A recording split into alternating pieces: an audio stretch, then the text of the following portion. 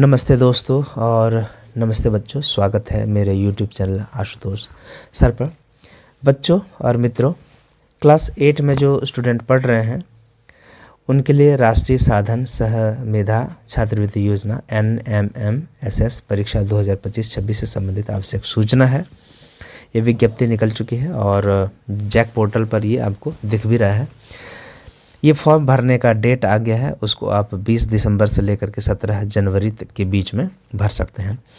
इसमें वैसे बच्चे पार्टिसिपेट कर सकते हैं जो सभी राजकीय के साथ साथ राजकीयकृत प्रोजेक्ट या फिर गैर सरकारी सहायता प्राप्त अल्पसंख्यक विद्यालय के जो स्टूडेंट हैं वो इसको भर सकते हैं।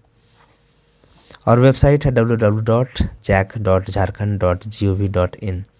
इसमें एग्ज़ाम फॉर्म पोर्टल सेक्शन दिखता है, वहाँ पे मैं भी दिखाऊंगा आपको। वहाँ के माध्यम से आप ऑनलाइन इसको भर सकते हैं। और जब उस जैक पोर्टल को आप खोलेंगे तो वहाँ आपको वेब नोटिस के रूप में प्रकाशित है, वहाँ पे आपको ये दिखेगा। और यदि आपको कोई इसमें, ये देखिए ये साइट है, और यदि आपको कुछ डायरेक्ट पूछना हो तो आप यहाँ पे एक देख सकते हैं, मोबाइल नंबर दिया हुआ है 748550934349। इस पर आप कांटेक्ट कर सकते हैं। दूसरा नोटिस आपके सामने ये है 2025-26 से महत्वपूर्ण जो सूचना है कि मानव संसाधन विकास मंत्रालय भारत सरकार द्वारा नई दिल्ली द्वारा 8वां क्लास में जो बच्चे नामांकित हैं और अध्ययनरत हैं, पढ़ाई कर रहे हैं लगातार, उनको छोड़ना नहीं है, उन्हीं के लिए राष्ट्रीय साधन सह मेधा छात्रवृत्ति योजना नेशनल मीन्स का मेरिट स्कॉलरशिप स्कीम के अंतर्गत संपूर्ण भारत में 1 लाख बच्चों को, छात्र छात्राओं को छात्रवृत्ति प्रदान की जानी है। तो 1 लाख मेधावी छात्र छात्रा, मतलब जो इस एग्ज़ाम में टेस्ट में पास करेंगे, उन्हीं को ये मिलने वाला है। तो और अंतिम रूप से जो स्टूडेंट सेलेक्टेड होंगे तो मानव संसाधन विकास मंत्रालय भारत सरकार द्वारा उनको DBT के माध्यम से, मतलब नेशनल स्कॉलरशिप पोर्टल, मतलब याद रखिए जब आप इस टेस्ट को एग्ज़ाम को पास कर जाएंगे तो आपको NSP एक पोर्टल होता है, वहाँ पे जा कर के आपको इसमें फॉर्म फिर से भरना पड़ेगा और सारा डाटा को वेरीफाई करवाना होगा, ठीक है। तो 9th क्लास से लेकर के 12th क्लास तक जो है छात्रवृत्ति आपको मिलती है इसमें लगातार इसमें पास करने के बाद। और मंत्रालय के द्वारा 12,000 रुपया जो है 1 साल में दिया जाता है। और यदि झारखंड की बात करें तो झारखंड के लिए 1959 कोटा भारत सरकार द्वारा निर्धारित किया गया है, यानी कि 1959 बच्चे लाभान्वित हो सकते हैं 12,000 रुपये हर साल में लेने से। इसके लिए पात्रता क्या है, याद रखिए झारखंड राज्य में अवस्थित जो भी राजकीय हो, राजकीयकृत हो, प्रोजेक्ट हो, अल्पसंख्यक विद्यालय हो, वहाँ पे आप नामांकित हो और अध्ययनरत हो, मतलब आपकी पढ़ाई कंटिन्यू है, तो वैसे स्टूडेंट्स जो हैं NMMSS परीक्षा 2024-25 में सम्मिलित होने के पात्र होंगे, ठीक है। और इसमें ये है कि 7th क्लास में आपने पिछले साल 7th क्लास में 55% अंकों के साथ आपने पास किया हो, और 2025-26 में जब 8वां क्लास में नामांकित और अध्ययनरत हों।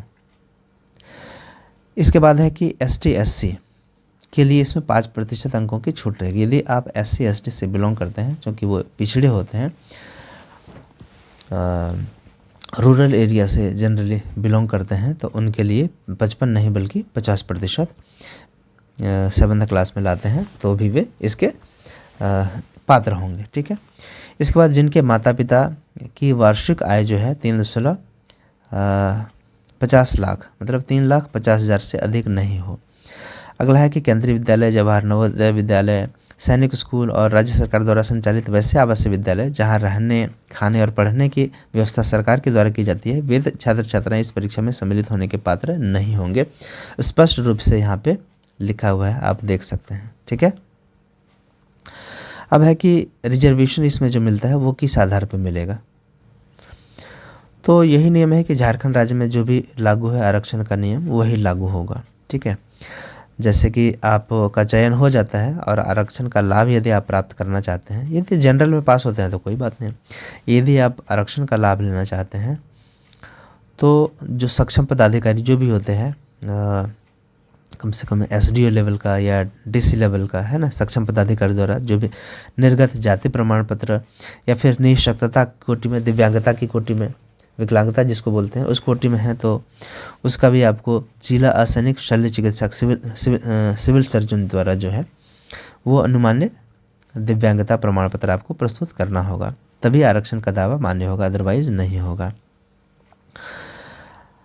यदि आरक्षित कोटे में आपका चयन होता है तो उनके ही द्वारा आपको सत्यापित करा करके जमा करना होगा। यहाँ नोट दिया हुआ है कि आवेदन प्रपत्र में अंतिम कोटि में किसी भी शर्त पर परिवर्तन मान्य नहीं होगा, ठीक है। और प्रमाण पत्र संलग्न नहीं करने की स्थिति में अभ्यर्थी सामान्य कोटि के समझे जाएंगे, जनरल, ठीक है। आपने कोई आरक्षण के लिए कुछ नहीं जमा किया है तो आप जनरल कोटि में समझे जाएंगे। उनका कोई भी जो दावा है आरक्षण को लेकर के वो नहीं मान्य होगा। अब है कि परीक्षा शुल्क, तो परीक्षा शुल्क क्या है सो आप देख लें। यह शुल्क ऑनलाइन ही लिया जाएगा। जनरल, BC1, BC2 और EWS, ठीक है, विद्यार्थियों के लिए 250 रुपये है, 250 रुपये, और SC ST के लिए 125 रुपये है। ज़्यादा अंतर नहीं है, आधे का अंतर है। मेरी समझ से यह तो फ्री होना चाहिए, पता नहीं किस मकसद से सरकार ले रही है, क्योंकि बच्चे हैं, छोटे बच्चे हैं, सबके लिए ये फ्री होना चाहिए भरने का। आवेदन पत्र ऑनलाइन कैसे भरें, तो रजिस्ट्रेशन स्टूडेंट जो है वो कैसे होगा कि jack.jharkhand.gov.in के एग्ज़ाम पोर्टल के NMMS सेक्शन पर आपको जाकर के सबसे पहले रजिस्टर का काम करना होगा। रजिस्टर मतलब नामांकन, ठीक है, उसके लिए साइन अप करना होगा। फिर रजिस्ट्रेशन का पोर्टल खुलता है, वहाँ आप डिटेल्स भरेंगे। अभी मैं आपको दिखाता हूँ कि कैसे कैसे ऑप्शन उसमें खुलते हैं। रजिस्ट्रेशन के बाद जो है आपका ऑनलाइन फ़ी पेमेंट करेंगे। फ़ी पेमेंट करने के बाद आवेदन पत्र जो है उसका प्रिंट आउट आपको निकालना होगा और अपना जो स्कूल के प्रिंसिपल हैं उनके पास जमा आप कर देंगे। विद्यालय जो प्रिंसिपल हैं भरे हुए आवेदन पत्र को अभिप्रमाणित करेंगे, मतलब उसको अटेस्टेड करेंगे, और जो भी दस्तावेज है उसके साथ DEO कार्यालय में अनिवार्य रूप से जमा करेंगे। और फिर DEO साहब जो हैं वो साक्ष्य के आधार पर ऑनलाइन प्राप्त आवेदन को अप्रूव करेंगे या फिर रिजेक्ट करेंगे, या फिर बताएंगे इसमें ये त्रुटि है, सुधार करके लाइए, जो भी हो। और उसके बाद स्टेप बचता है कि परीक्षार्थी अपना एडमिट कार्ड जो जैक वेबसाइट है वहाँ के वेबसाइट से डाउनलोड कर सकेंगे। अब है कि एग्ज़ाम डेट कब होगा, तो एग्ज़ाम डेट उसका बाद में डेट घोषित किया जाएगा। और परीक्षा की पद्धति और पाठ्यक्रम जो है वो NCERT द्वारा निर्धारित पद्धति के अनुसार किया जाएगा, ठीक है। मतलब प्रश्न पत्र जो भी होंगे उसमें क्लास 7, क्लास 8 के लेवल के होंगे। इसके लिए आपको NCERT के जो बुक्स हैं या फिर इसके पहले जो एग्ज़ाम्स हो चुके हैं उसके आप क्वेश्चन बैंक या फिर बोल सकते हैं क्वेश्चन पेपर देखेंगे तो आपको अंदाज़ा लग जाएगा कि किस लेवल का, मतलब उसका कठिनाई स्तर क्या है, वो आप जान जाएंगे। तो प्रश्न पत्र 2 खंड में होगा। पहला खंड है जिसमें कि बौद्धिक योग्यता परीक्षा, मेंटल एबिलिटी टेस्ट जिसको हम लोग बोलते हैं MAT, वो पूछे जाएंगे। इसमें कुल 90 जो है वो MCQ क्वेश्चन होंगे, मतलब बहुविकल्पी प्रश्न होंगे। 4 ऑप्शन दिए होंगे, उसमें से एक सही होगा, उसका आपको जवाब देना है, और इसके लिए 90 मिनट का समय निर्धारित होगा। इसमें verbal, non verbal, metacognitive abilities like reasoning and critical thinking से संबंधित क्वेश्चन होंगे।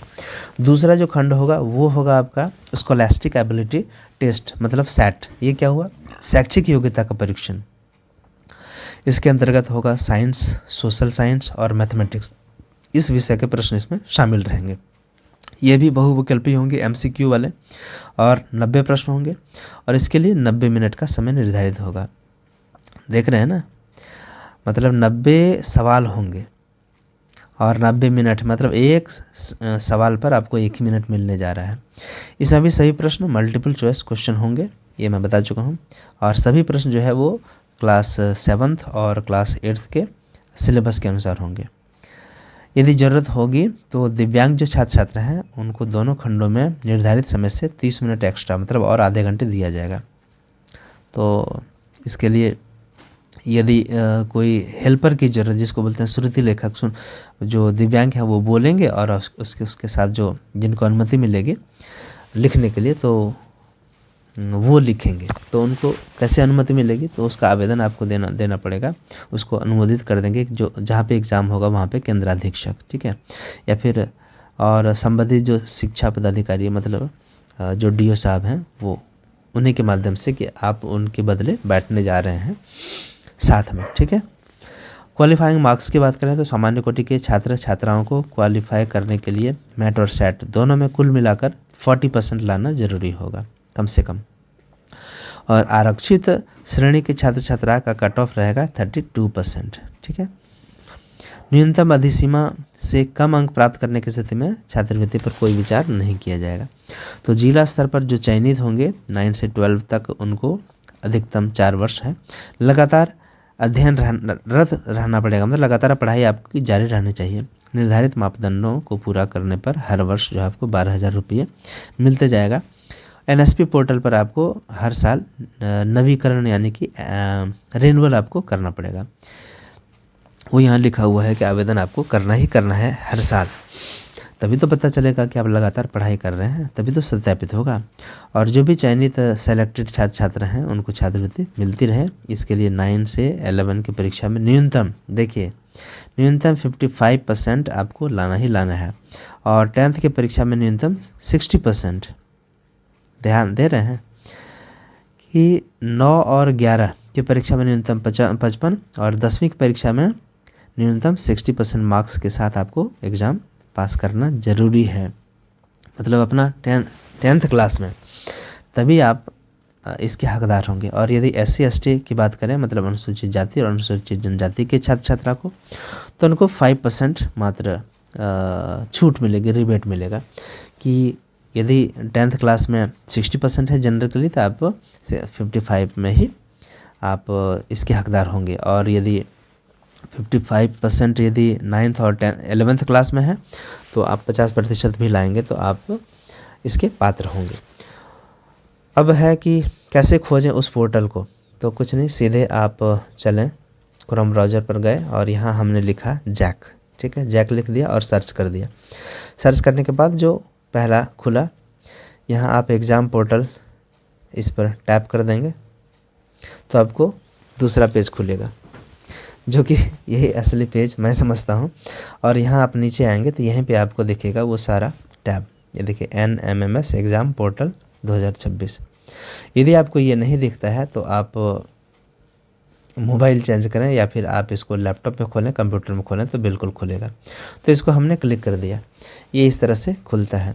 जो मैं अभी कुछ देर पहले नोटिस पढ़ रहा था वो दोनों नोटिस आपको यहाँ से दिख जाएगा। पहला एक छोटा वाला नोटिस था ये, ठीक है, और दूसरा नोटिस के नीचे वाला, इसको डाउनलोड करेंगे, यहाँ से डाउनलोड हो जाएगा। यहाँ से स्टूडेंट लॉगिन होता है, मतलब लॉगिन करके आप फॉर्म को भर पाएंगे।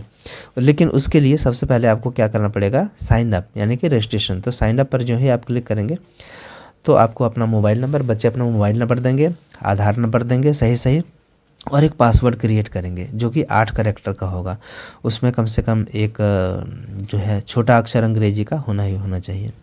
फिर दोबारा वही आपको यहाँ से टाइप करना है। तो फ़ोन नंबर, आधार नंबर, पासवर्ड बनाएंगे, उस पासवर्ड को फिर से यहाँ पे आपको लिखना है। उतना करने के बाद आप नीचे आएंगे और रजिस्टर बटन पर क्लिक कर देंगे, ठीक है। तो क्या होगा, आपके मोबाइल में जो आप मोबाइल नंबर देंगे उस पर एक OTP जाएगा, उस OTP को 6 डिजिट का होगा, उसको डालेंगे तो आपका सक्सेसफुली रजिस्टर हो जाएगा। इसके बाद आपके सामने दूसरा पेज खुल जाएगा साइन इन का, उस पर आप क्लिक करेंगे तो आप लॉगिन, हालांकि जैसे ही आप इसमें साइन इन करेंगे, रजिस्टर करेंगे तो पहली बार आपका ऑटोमेटिक खुल जाएगा। यदि नहीं तो दोबारा इसी तरह जैक पोर्टल पर आ करके आपको इस नोटिस पर आने के बाद इस पर क्लिक करेंगे तो लॉगिन ID क्या है, आपका फ़ोन नंबर है। तो फ़ोन नंबर बहुत ही इंपॉर्टेंट है, उसको आप डालेंगे, फिर पासवर्ड डालेंगे। ये दोनों डालने के बाद आप अंदर चले जाएंगे जैसे ही आप लॉगिन बटन पर क्लिक करेंगे, ठीक है। यहाँ पर आइए मैं आपको दिखाता हूँ। जैसे मैं अभी हो गया एंटर, तो आप देख सकते हैं फिर से आपको वो नोटिस दिख रहा है। अब आप यहाँ पे माई एप्लीकेशन फॉर्म देखिए, यहाँ या तो आप यहाँ पे क्लिक करके फॉर्म भरेंगे, या नहीं तो आप इधर देखिए ये जो 3 लाइन्स है, डॉट्स नहीं, उस पर भी आप टैप करेंगे। ये देखिए यहाँ पे है, सॉरी, इस पर क्लिक करेंगे तो आपको अप्लाई नाउ पर यहाँ पे दिखेगा, इसको भी आप क्लिक कर सकते हैं तो फॉर्म आपके सामने खुलेगा। ये देखें इस तरह से। तो क्या क्या चीज़ें हैं, कैंडिडेट्स का फुल नेम, लेकिन बड़े अक्षरों में लिखेंगे, इंग्लिश के, फादर्स नेम, ये सारे मैंडेटरी हैं। माँ का नाम, ठीक है, कास्ट कैटेगरी, दिव्यांग है कि नहीं वो भरेंगे। तो आप रूरल में हैं या फिर मतलब आप ग्रामीण स्कूल में पढ़ते हैं या फिर शहरी, वो भरना है। कौन सी क्लास में, तो यहाँ देखिए आप कि 8वां क्लास में वो पढ़ ही रहे हैं ज़रूर। इसके बाद है रिलीजन आपका क्या है, वो आप जो भी है हिंदू जैन वो आप चुन लें। फिर जेंडर आप मेल या फीमेल उसको चुनें, ठीक है। फिर आधार नंबर आपका दिख रहा होगा। डेट ऑफ बर्थ यहाँ पे सेलेक्ट कर सकते हैं, इस पर क्लिक करेंगे। वर्ष पर तो आपको जो भी है वर्ष आप चुन लें। फिर यहाँ पे क्लिक करेंगे तो आपको महीना चुना जाएगा, और जो भी डेट है उस पर आप क्लिक कर दें तो वो डेट आपका सेलेक्ट हो जाएगा। खैर चलिए आगे चलते हैं। चलिए मैंने किसी एक को सेलेक्ट करके रख दिया ऐसे ही समझने के लिए। अब है कि परमानेंट एड्रेस आपको लिखना है, तो ध्यान देंगे यहाँ पे परमानेंट एड्रेस का मतलब एड्रेस 1 में, मतलब चूँकि एड्रेस कभी कभी आपका लंबा हो सकता है, तो कुछ आप ऊपर में लिखें फिर कुछ हिस्सा नीचे में लिखें, ठीक है। फिर आप अगला आ जाए, पोस्ट ऑफिस का नाम लिखें। फिर आप यहाँ इंडिया सेलेक्ट किया हुआ है उसको यहाँ पे क्लिक करके आप डिस्ट्रिक्ट चुन सकते हैं। मान लीजिए बोकारो है तो बोकारो हमने चुन दिया।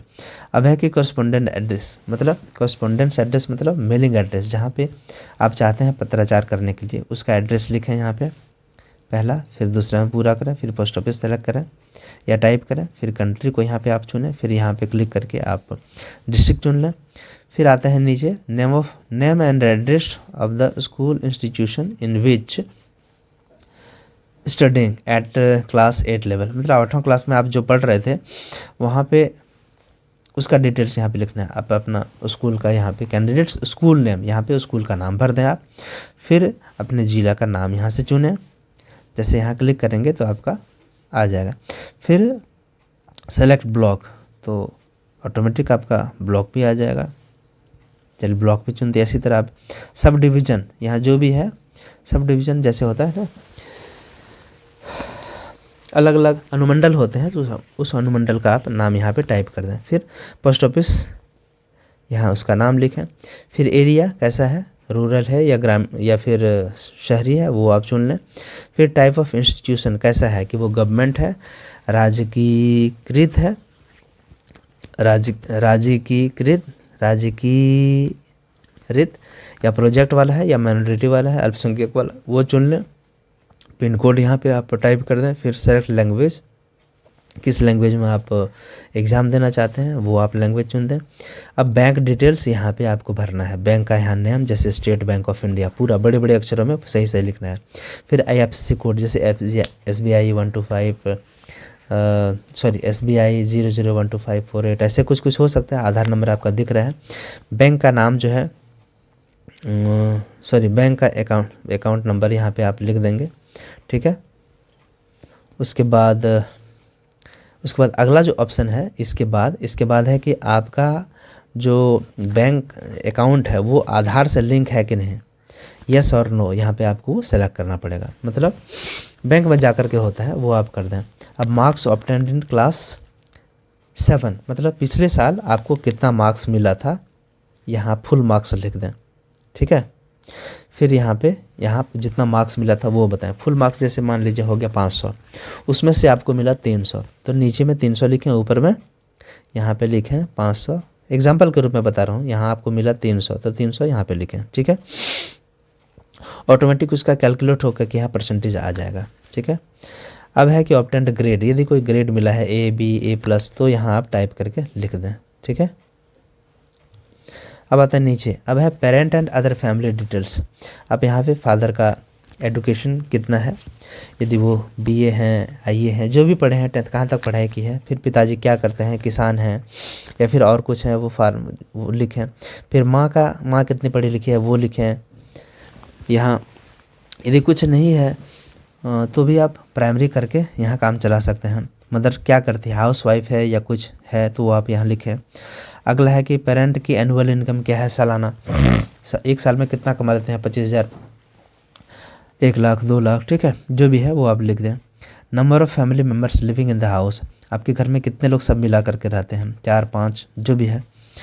नंबर ऑफ़ ब्रदर्स, कितने भाई आप लोग हैं। नंबर ऑफ़ सिस्टर्स, कितने सिस्टर हैं, वो सारा डिटेल्स लिखना है। क्यों, क्योंकि यहाँ पे स्टार लिखा हुआ है, देख रहे हैं, मतलब ये मैंडेटरी है। फिर आप आगे बढ़ जाएँ। At what number is the candidate among his और हर ब्रदर और सिस्टर, मतलब आप कितने नंबर पे अपने भाई बहनों में आते हैं। यदि आप तीसरे नंबर पर हैं तो वो तीसरे नंबर लिखें। फिर आपका मोबाइल नंबर यहाँ पे दिख रहा होगा, ठीक है। उसके बाद टेलीफोन नंबर आप यहाँ पे जिक्र कर दें, एक दूसरा भी नंबर लिख दें। और इसके बाद सबसे नीचे जो आता है ऑप्शन वो है कि आपको फ़ोटो अपना अपलोड करना है, लेकिन ध्यान रखें वो साइज जेपीजी फॉर्म में होना चाहिए, पीडीएफ नहीं। मिनिमम साइज़ मात्र 10 KB, मैक्सिमम साइज़ 150, समझे, इसी के बीच का होगा। इसका मतलब है कि आपको एक मोबाइल का एक्सपर्ट या नहीं तो कैफ़े में जा करके इसको भरना पड़ेगा। यहाँ आप जैसे ही चूज़ करेंगे तो आपकी गैलरी में ये ले जाएगा, वहाँ से इसको सेलेक्ट करके आप भर सकते हैं। इसी तरह कैंडिडेट्स का स्कैन्ड सिग्नेचर भी आपको चाहिए, वो भी जेपीजी फॉर्मेट में, और 10 KB का मिनिमम, मैक्सिमम 150 KB का। तो अपने मोबाइल में यदि आप फ़ोटो खींच करके रखेंगे तो यहाँ से सेलेक्ट करके आप उसको आगे बढ़ सकते हैं, ठीक है। और जैसे उसको सबमिट करेंगे, सबमिट नहीं, एक प्रीव्यू का ऑप्शन आएगा, मतलब आपको दिखाएगा कि ये इस तरह की चीज़ें आपने भरी है, उसको आप देख लीजिएगा बस सरसरी निगाह से। इसके बाद आगे का बटन आएगा, फिर आपको पेमेंट का ऑप्शन आता है, ठीक है। तो जैसे उसको सबमिट करेंगे, अगला जो पेज है वो आपका फ़ी पेमेंट का आ जाएगा। तो फ़ी पेमेंट करने का उसमें जरिया दिया होगा, उसको आप पेमेंट कर लेंगे। और लास्ट में आपको अपना एप्लीकेशन फॉर्म जो है वो प्रिंट आउट निकाल लेना है, यानी कि डाउनलोड कर लेना है, ताकि वो सुरक्षित रहे आपके पास। तो सॉरी, जैसे ही आपका ग्रांट हो जाता है, मतलब स्वीकृत कर लिया जाता है, तो आपका एडमिट कार्ड इशू हो जाएगा। फिर जब भी एग्ज़ाम डेट आएगा, आप जैक पोर्टल पर जा कर के हर दिन, मैं तो बोलूँगा कि हर दिन, ताकि आप नई नई चीज़ें जो सूचनाएं वहाँ आती हैं उसको आप देख सकें, पढ़ सकें, जान सकें उसके बारे में। धन्यवाद पूरा वीडियो देखने के लिए। यदि कोई डाउट हो तो आप कमेंट बॉक्स में जा कर के कमेंट कर सकते हैं। मिलते हैं अगले वीडियो में फिर किसी नई जानकारी के साथ। धन्यवाद।